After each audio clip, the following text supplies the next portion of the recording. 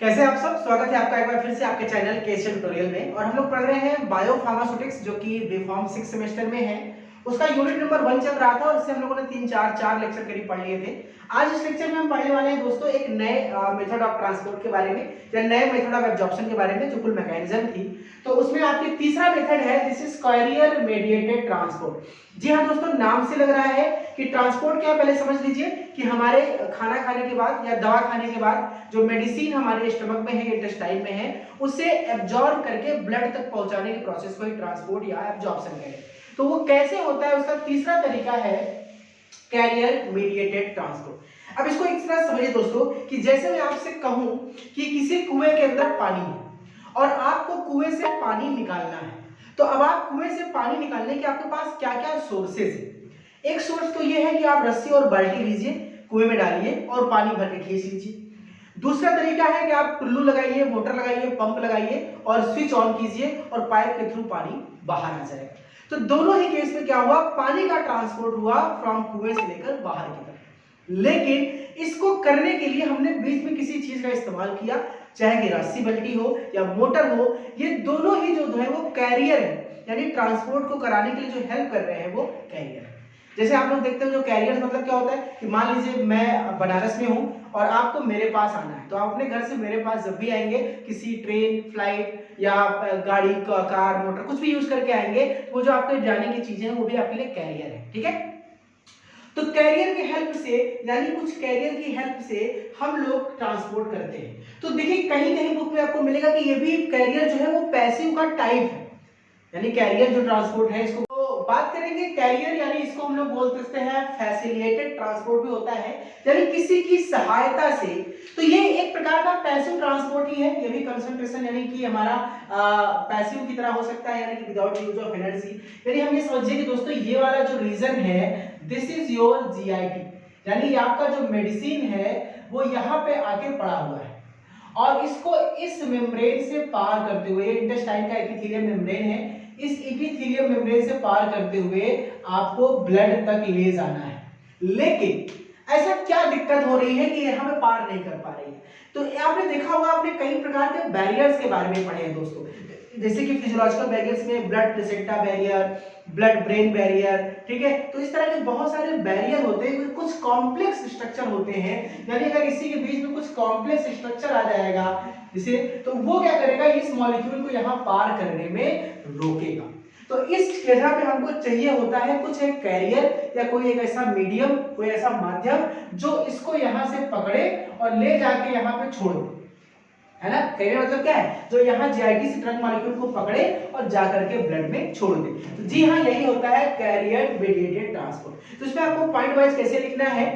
पहला पॉइंट ये है कि इट इज अ पैसिव, ये भी एक तरह का पैसिव ट्रांसपोर्ट है जिसमें फिजियोलॉजिकल बैरियर होता है कंसंट्रेशन ग्रेडियंट के अक्रॉस। यानी यहाँ पे कंसंट्रेशन ग्रेडियंट तो है, यानी हाई है, यहाँ पे लो है, और कंसंट्रेशन ग्रेडियंट के थ्रू तो मूवमेंट होना चाहिए था एज पर पैसिव डिफ्यूजन, लेकिन क्यों नहीं हो रहा है, क्योंकि यहाँ पे कोई ना कोई फिजियोलॉजिकल बैरियर आ गया। तो इसमें क्या लिखते हैं, पहला पॉइंट हम लिख सकते हैं कि the passive diffusion, the carrier mediated transport is also a kind of passive diffusion in which the movement of particles, drug particle takes place across the concentration gradient, but because, या फिर लिख सकते हैं because this contains some physiological barrier, so a carrier is required for their transport. ठीक है, दूसरी बात कर सकते हैं, ये कैरियर मॉलिक्यूल कौन हो सकते हैं। ये कैरियर मॉलिक्यूल कोई प्रोटीन हो सकता है, कैरियर मॉलिक्यूल कोई एंजाइम हो सकता है, कैरियर मॉलिक्यूल कोई और पार्टिकल हो सकते हैं। ठीक है, तो ये कोई भी अलग अलग चीज हमारी बॉडी के अंदर जो पहले से अवेलेबल है वो हमारे कैरियर हो सकते हैं। तो नेक्स्ट पॉइंट में आप क्या लिखेंगे, the carrier molecule should be any enzyme, any protein or any other molecule which is present in the body। ये हमारे बॉडी में जो पहले से अवेलेबल है। नेक्स्ट पॉइंट क्या लिख सकते हैं कि ये जो कैरियर बाइंड कर रहा है ये भी दो तरीके से बाइंड कर सकता है दोस्तों। एक जो कैरियर, देखिए मान लीजिए हमारा ड्रग मॉलिक्यूल है दोस्तों, और ये हमारा, मान लीजिए इसको हम थोड़ा सा अलग बना देते हैं, ये हमारा कैरियर है। अब ये कैरियर और ये ड्रग और ये कैरियर आपस में बाइंड करेंगे। आपस में जब बाइंड करेंगे तो दोस्तों क्या होगा, ये ड्रग और कैरियर कॉम्प्लेक्स बनाएंगे, यहां पे जाके जुड़ गया, और दिस इज डीसी कॉम्प्लेक्स, जिसको हम कह सकते हैं ड्रग कैरियर कॉम्प्लेक्स। और ड्रग कैरियर कॉम्प्लेक्स बनाने के बाद जब ये बॉडी के अंदर जाएंगे तो फिर से हमारा जो कैरियर है वो अलग हो जाएगा और ड्रग अलग हो जाएगा। दो तरीके हो सकते हैं, एक तरीका तो ये हो सकता है और दूसरा तरीका क्या हो सकता है कि ये जैसा है वैसे ही रहेगा, अलग नहीं होगा। ये फिगर आपको बनानी है कॉपी में, तो क्या लिखना है कि देखिए दो तरीका हो सकता है कि जब भी ड्रग कैरियर आपस में कॉम्प्लेक्स बनाते हैं तो ये ड्रग कैरियर कॉम्प्लेक्स दो प्रकार के हो सकते हैं दोस्तों। एक हो सकता है रिवर्सिबल और दूसरा हो सकता है इरिवर्सिबल। रिवर्सिबल का मतलब क्या है कि फिर से बैक हो जाना, फिर से छूट जाना, यानी जैसे ही ड्रग इस कैरियर के साथ कॉम्प्लेक्स बनाएगा, ब्लड में जाएगा, ड्रग अलग, कैरियर अलग और कैरियर वापस बाहर आ जाएगा। This is reversible complex. और मैक्सिमम जो कॉम्प्लेक्स होते हैं दोस्तों इसी तरह से होते हैं, लेकिन कुछ होते हैं जो इरिवर्सिबल कॉम्प्लेक्स है कि एक बार ड्रग अगर कैरियर के साथ कॉम्प्लेक्स बना चुका है तो वो अंदर जाने के बाद भी उस कॉम्प्लेक्स को रिलीज नहीं करेगा, और रिलीज नहीं करेगा तो अब क्या होगा, इस ड्रग को कैरियर के साथ ही जाके पर्टिकुलर रिसेप्टर से बाइंड करना होगा और तब वो अपना पर्टिकुलर एक्शन देगा। तो this is called irreversible mechanism. तो हम इसको बेहतरीन लिख सकते हैं कि in this mechanism, in this method, the drug is bind with the carrier and form a drug carrier complex and goes into the blood stream. And this binding can be of two types. Number one, reversible. Number two, irreversible. In reversible binding, the drug release the carrier after reaching into the blood and bind with a particular receptor. But in the case of irreversible, the drug never break the complex and receptor and carrier is not released, and both drug and carrier bind with the particular receptor. ये figure बना के आपको points लिखना है, मैं English में बोल रहा हूँ ताकि आप आसानी से अपना नोट्स बना सकें। ठीक है दोस्तों, आगे हम बात करते हैं। तो अब जो ये आपके इंटेस्टाइनल मेम्ब्रेन में कैरियर होते हैं, देखिए आपको बताया था मैंने दोस्तों ये आपका इंटेस्टाइन है, लास्ट क्लास बताया था, और ये इंटेस्टाइन का ये एपिथेलियम है। अगर एक एपिथेलियम सेल को हम जूम करें, एक एपिथेलियम सेल को अगर हम दोस्तों जूम करें तो हम ये पाएंगे कि कुछ इस तरह से स्ट्रक्चर होता है और इसमें तीन पार्ट होते हैं। ऊपर के लेयर को हम बोलते हैं एपिकल लेयर, लास्ट क्लास में आपको बताया था, और नीचे वाले लेयर को बोलते हैं this is called basal layer, और साइड वाले दोनों साइड को बोलते हैं लैटरल लेयर। यानी किसी भी एपिथेलियम में तीन प्रकार की लेयर होती है। तो आपके जो रिसेप्टर्स होते हैं वो भी एपिकल, लैटरल या बेसल में अलग अलग प्रकार के जो कैरियर्स होते हैं वो यहाँ पे पाए जाते हैं और ये अपना अलग अलग मूवमेंट करते हैं। तो इनके कारण यानी इनके काम के आधार पर हम कह सकते हैं कि आपके कैरियर्स जो होते हैं वो तीन प्रकार के होते हैं। तो नेक्स्ट टॉपिक है टाइप, हेड रहेगा टाइप्स ऑफ कैरियर। तो हम लिख सकते हैं कि on the basis of their function and location carriers are of three types. अब ये तीन टाइप के कैरियर दोस्तों कौन कौन से होते हैं मैं आपके सामने बारी बारी से बनाऊंगा। इन कैरियर्स को यहाँ पे ड्रॉ करके हटा देता हूँ, फिर से आपको बताता हूँ, आप तीनों स्ट्रक्चर को ध्यान से बनाइएगा। ठीक है, दिस इज द, अब आपको ये नाम तो याद ही हो गया दोस्तों, ये क्या है, this is the apical layer, this is the lateral layer and this is the basal layer. तो अब हम पहली बात करते हैं जो टाइप 1 आपका कैरियर होता है। टाइप 1 कैरियर आप डालेंगे it is of three types, type 1, type 2, type 3। Type 1 में बनाएंगे फिगर। टाइप 1 वाले जो कैरियर होते हैं ये हमेशा एपिकल लेयर पे होते हैं, और ध्यान समझिएगा इस साइड अगर तो ये एपिथेलियम है, एपिथेलियम के इस साइड क्या है, जीआईटी है, यानी हमारा इंटेस्टाइन है, पेट है या स्टमक है, और इस साइड क्या है हमारा ब्लड। तो दोनों तरफ तो मूवमेंट हो सकता है, ड्रग मॉलिक्यूल यहाँ से यहाँ भी जा सकता है और यहाँ से यहाँ भी जा सकता है। तो हम ये कह सकते हैं जो टाइप 1 वाला हमारा कैरियर होता है वो हमेशा कहाँ पाया जाता है, एपिकल मेम्ब्रेन में, और इसका मूवमेंट हमेशा कहाँ होता है, ब्लड की तरफ, टुवर्ड्स द ब्लड। तो ब्लड की तरफ एब्जॉर्प्शन होता है। तो हम कह सकते हैं कि इसका जो रास्ता है, पाथवे है, वो एब्जॉर्प्टिव है। एब्जॉर्प्टिव का मतलब क्या हुआ, टुवर्ड्स द एब्जॉर्प्शन फेज। ठीक है, तो हम क्या कह सकते हैं कि डालो हेडिंग टाइप 1, इसमें लिखेगा the type 1 carriers are present on the apical layer of the epithelium, intestinal epithelium, and their movement of या their direction is towards the absorptive phase या it moves towards the blood की तरफ move करता है। ठीक है, ये दोस्तों हमारा टाइप 1 हो गया। अब हम टाइप 2 की बात कर लेते हैं। अगली हेडिंग है टाइप 2। फिगर आप नया बनाएंगे, मेरी तरह से मिटाइएगा नहीं। टाइप 2 में हम दोस्तों क्या कह सकते हैं कि ये वाले जो मीडिएट हम कैरियर होते हैं ये आपके बेसल लैटरल में भी होते हैं और इसके साथ साथ बेसल पे भी होते हैं। तो हम ये कह सकते हैं कि these carriers are present on basal layer and lateral layer, या हम कह सकते हैं it is present on basolateral layer. Basolateral का मतलब बेसल भी होगा और लैटरल भी हो गया। अब इसका जो डायरेक्शन होता है टुवर्ड्स द जीआईटी यानी अपोजिट डायरेक्शन में। जो टाइप 2 रिसेप्टर्स होते हैं ये ब्लड की तरफ नहीं जाते हैं, ये अपोजिट डायरेक्शन में आते हैं स्टमक की तरफ। तो स्टमक की तरफ जो आता है उसको सिक्रीटरी बोलते हैं। देखो इसको समझो दोस्तों, एब्जॉर्प्टिव पाथवे और सिक्रीटरी पाथवे। एब्जॉर्प्टिव पाथवे का मतलब हुआ कि ब्लड की तरफ जाएगा, एब्जॉर्प्शन होगा। और जब एपिथेलियम से कुछ केमिकल रिलीज होता है तो ब्लड नहीं जाता, वो हमारे पेट के अंदर आता है। तो जो पेट के अंदर आएगा, इंटेस्टाइन के अंदर आएगा, दिस इज सिक्रीटरी पाथवे। तो जो टाइप 2 रिसेप्टर है वो सिक्रीटरी टाइप का होता है, इसका पाथवे सिक्रीटरी है। तो कहां पाया जाता है, इसमें क्या लिखेंगे आप कि the type 2 receptor is present on the basolateral membrane of intestinal epithelium and their direction is towards the intestine, so it is secretory pathway। क्या शो करता है, ये secretory pathway। अब हम बात करते हैं तीसरे वाले को दोस्तों, टाइप 3। तो टाइप 3 के साथ एक बहुत ही खास बात है, इसको हम समझ लेते हैं।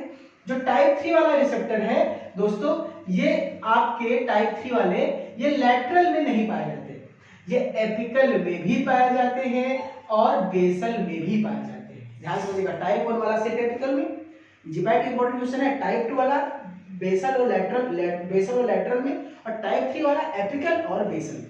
और ये क्या होते हैं, इनका डायरेक्शन मल्टी डायरेक्शनल होता है, ये दोनों तरफ जा सकते हैं, यानी ये सिक्रीटरी भी होते हैं, ये एब्जॉर्प्टिव भी होते हैं। बहुत आसानी से मैं आपको समझा रहा हूं। तो आप थर्ड पॉइंट क्या लिख सकते हैं टाइप 3 में, this type of carriers are present on the apical and basal layer of the epithelium and they can move in both direction, they are absorptive and secretory in nature, यानी दोनों nature यहां पे ये show करते हैं।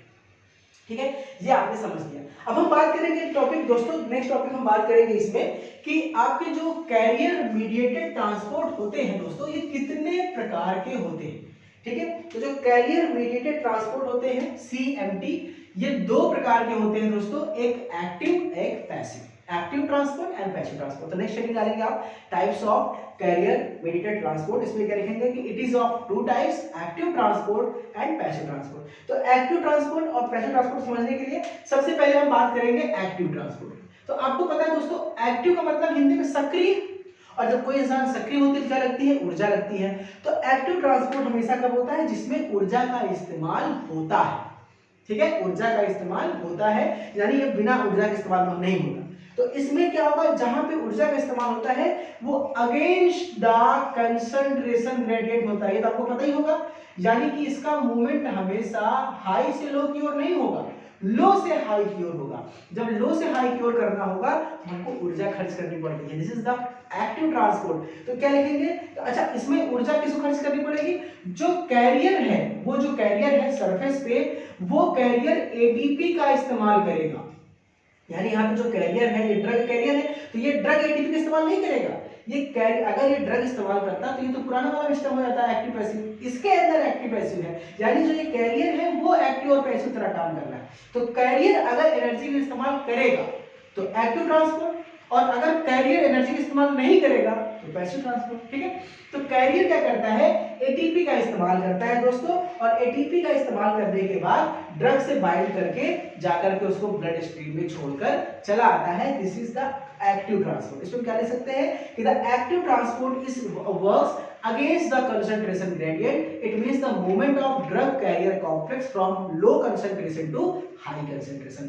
In this type of transport, the carrier required ATP, adenosine triphosphate, for their energy, and they, with the help of energy, they transport the drug from low concentration to high concentration. ठीक है, आगे हम बात कर लेते हैं कि कुछ मेटाबॉलिक पॉइजन्स होते हैं, जैसे आपको पता है साइनाइड हो गया, फ्लोराइड हो गया, ये मेटाबॉलिक पॉइजन्स है। और आपको पता है कि जो पॉइजन्स होते हैं वो एटीपी को रोक देते हैं, और जब ये पॉइजन आप ले लेंगे हमारी बॉडी में आ जाएगा तो ये एटीपी को रोकेंगे, और एटीपी के कारण जो एक्टिव ट्रांसपोर्ट है वो बंद हो जाएगा।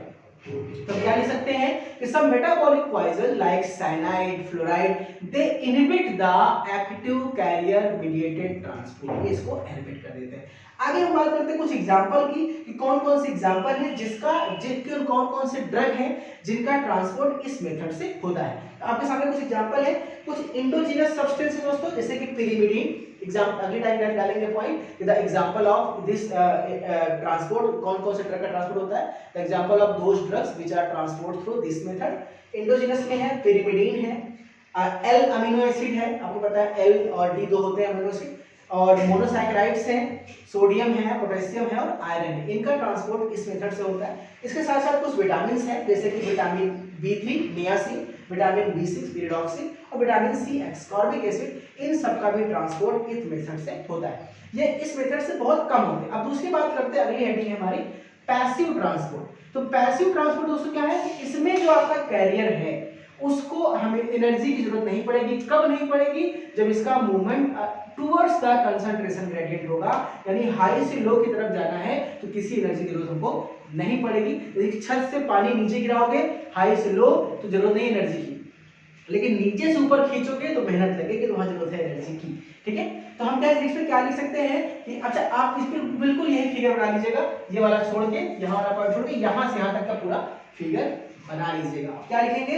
इन this method the carrier do not require any kind of energy, it means it is independent of energy.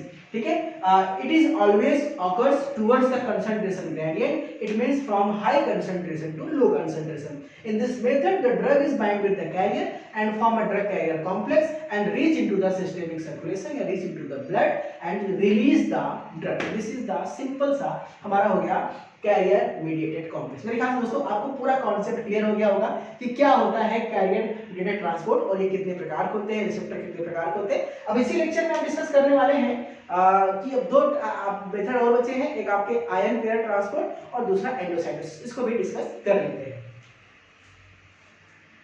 बात करेंगे नंबर 4 मेथड की, this is the ion transport method. देखिए आयन पेयर ट्रांसपोर्ट मेथड बहुत नाम से लग रहा है, ये किसके लिए होगा? ये उन ड्रग्स के लिए होगा दोस्तों जो आयनिक नेचर के होते हैं, यानी ये आपका लेयर है सेल मेम्ब्रेन का, और ये आपका ब्लड है, और ये आपका जीआईटी है, यानी आपका इंटेस्टाइन है।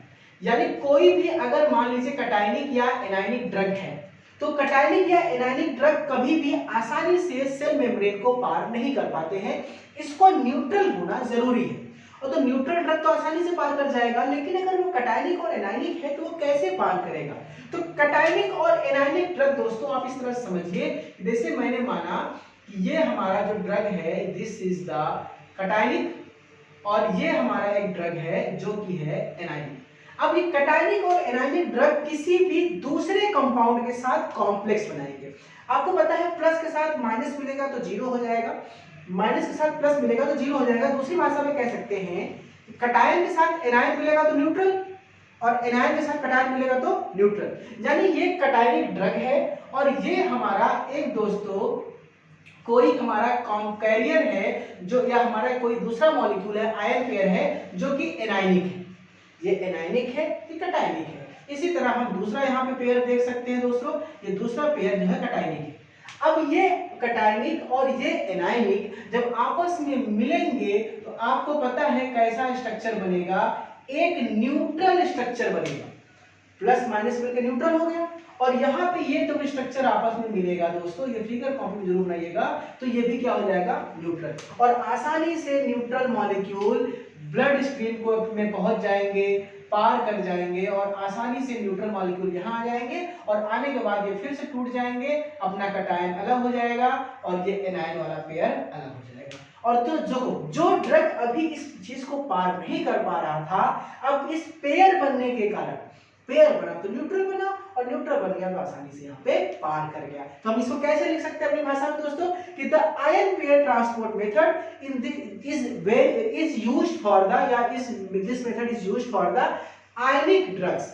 ठीक है, because the neutral drug molecule are lipophilic nature, they can easily pass from the cell membrane, but the ionic drug cannot pass the cell membrane very easily. देखिए in this method the cationic drug is made complex with another ion anion, and the anionic drug make complex with the another ion cation, and when the cation and anion drug complex are mixed together they form a neutral complex. ठीक है, they form a neutral complex, and this neutral complex easily cross the cell membrane, and by this method the anionic drug can also be absorb या can also be absorb. ये बहुत ही simple सा method था।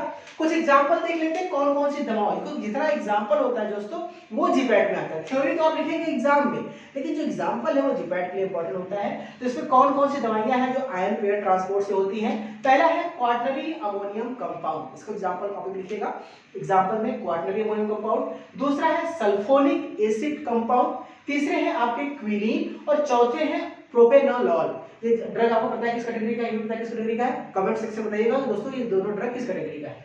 ठीक है, ये चारों जो ड्रग है वो आयन पेयर मेथड से होते हैं। हमारा अगला मेथड है पांचवा और लास्ट मेथड है, दिस इज कॉल्ड एंडोसाइटोसिस। इसको हम पिंकोसाइटोसिस भी कह सकते हैं, फाइगोसाइटोसिस भी कह सकते हैं। तो इसमें दोस्तों क्या होता है, कभी आपने अमीबा देखा है? अमीबा अमीबा खाना कैसे खाता है, आपने पढ़ा होगा बायोलॉजी में, बिल्कुल वही मेथड होता है एंडोसाइटोसिस में। तो ये किस ड्रग के लिए होता है, जो ड्रग आपके बहुत ही मतलब जब ये किस सेल मेम्ब्रेन से होता है, जो सेल मेम्ब्रेन का बाइलेयर बहुत ही फ्लूइडी नेचर का, सॉलिड नहीं है। जैसे आप लोग जेली खाते हैं ना, जेली एकदम उसको दबा सकते हैं, उसको शेप चेंज कर सकते हैं। तो जब ये मान लीजिए कोई हमारा सेल मेम्ब्रेन है और वो सेल मेम्ब्रेन बहुत ही फ्लूइडी नेचर का है, फ्लूइडी मतलब बहुत ज्यादा तरल है, एकदम लिक्विड की तरह है, सेमी सॉलिड की तरह है। तो जो उसमें सॉलिड पार्टिकल होते हैं, जो ड्रग पार्टिकल होते हैं, वो क्या करते हैं, आसानी से जब इसके करीब आते हैं तो ये अपने शेप को चेंज करते हैं, ये अपने शेप को चेंज करते हैं, ये फटता है, ये अंदर आते हैं, ये फिर से रिकवर होता है, और ऐसे करते करते करते यहाँ से मूवमेंट करते करते ये आसानी से पार करके हमारे ब्लड स्ट्रीम में पहुंच जाते हैं। यानी इस तरह से हम कह सकते हैं कि जो हमारा बाइपोलर सेल मेम्ब्रेन है, ये एक फैगोसाइटोसिस करता अमीबा की तरह ड्रग को खा लेता है और खा करके इधर जाके निगल बाहर थूक देता है, फेंक देता है। तो इस मॉलिक्यूल मेथड में क्या होता है, तब होता है जो हमारा कोई भी सेल मेम्ब्रेन जहां का बाइलिपिड लेयर काफी फ्लूइडी नेचर का हो, उसमें ड्रग मॉलिक्यूल आराम से उसके अंदर इंसर्ट करता है और तैरते हुए घूमते हुए अगले स्टेप यानी ब्लड स्ट्रीम से इस मेम्ब्रेन को पार करके ब्लड में चला जाता है। दो लाइन इसमें बस लिखना है कि द एंडोसाइटोसिस या phagocytosis method is used where the cell membrane lipid bilayer is fluidy in nature. ठीक है, या very fluidy in nature, highly fluidy in nature. In this method the drug molecule is engulfed by the this membrane and it is released into the another site by the phagocytosis process. Example देख लेते हैं कौन कौन से example है। This is the oral polio vaccine, जो हमारा होता है वो भी इसी मेथड से पास होता है। बोटुलिनम टॉक्सिन जो होता है ये भी हमारे मेथड से पास होता है। और एग स्टार्च जो फूड मटेरियल है ये भी इसी मेथड से, एंडोसाइटोसिस मेथड से ही ट्रांसपोर्ट होते हैं। तो दोस्तों ये हमने पूरी की पूरी क्लास में एंडोसाइटोसिस के पांचों मेथड को हम लोगों ने डिस्कस कर लिया, यानी एब्जॉर्प्शन के जो पूरे स्टेप थे। नेक्स्ट लेक्चर में नया टॉपिक स्टार्ट करेंगे, उसका टॉपिक का नाम होगा factor affecting absorption. Thank you so much.